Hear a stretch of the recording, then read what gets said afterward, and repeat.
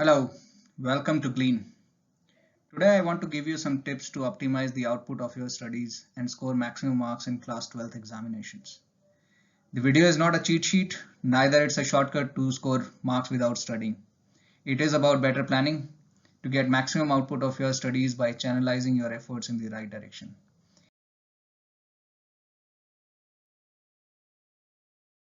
Let's look at the structure of class 12 syllabus. It has got 6 units: relationship and functions, algebra, calculus, vector and three-dimensional geometry, linear programming, and probability.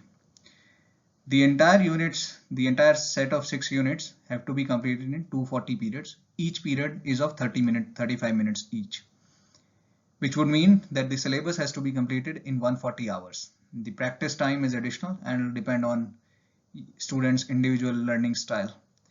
Let us look at how these 140 hours are distributed according to CBSE. According to CBSE, this 240 periods or 140 hours have to be distributed across these 6 units as shown in the chart. Now, 1/3 of the time has to be spent on calculus, 21% of the time has to be spent on algebra, 13% each on probability and vector and three-dimensional geometry. Slightly lesser, around 12% of the time has to be spent on relationship and functions. Rest 8% has to spend on linear programming, which would mean that 33% of your time, which is 47 hours out of 140, if you spend on calculus, you should be able to score 33% marks, right? No, that is incorrect. Let me tell you why. If you look at the distribution of the marks as it is recommended by CBSE, it is not same as distribution of periods.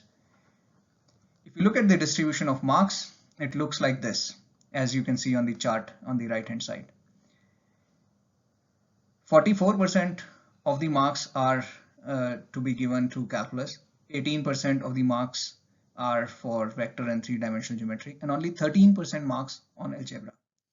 10% marks is on probability, 10% again on relationship and function, and 6% on linear programming, which would mean that if you spend 33% of your time on calculus, you will be able to score 44% of the marks, which also means that there are units which has got lesser syllabus and need lesser time to study, but you can score more marks.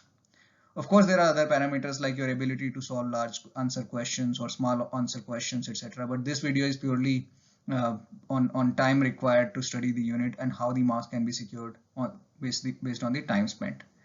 Looking at the marks and periods together give us a better picture. Let me show you another chart. Now, looking at the marks and periods together give us a better picture. Look at the chart in front of your screen. If you have only 18 hours of time, which is roughly around 13% of 140 hours, you will be able to score 18 marks if you spend that time in studying vector 3D. But if you spend that time on probability or relationship and function, you will be able to score only 10% marks. This chart shows the percentage of study time, which is your input to the examination, and get the examination scores as the output. You can decide how do you structure your input to get the maximum output.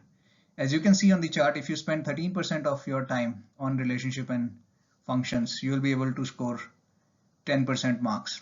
If you spend 21% of your study time on algebra, you will have an opportunity to score 13% marks. If you spend 33% of your time on calculus, you will have an opportunity to score 44% marks. 13% time on vector and three-dimensional geometry will give you an opportunity to score 18% marks. Linear programming, if you spend 8% time, you will have an opportunity to score 6% marks. Probability, 13% of your time would get you an opportunity to score 10% marks. The orange bars here is the input and the blue bars here are the outputs.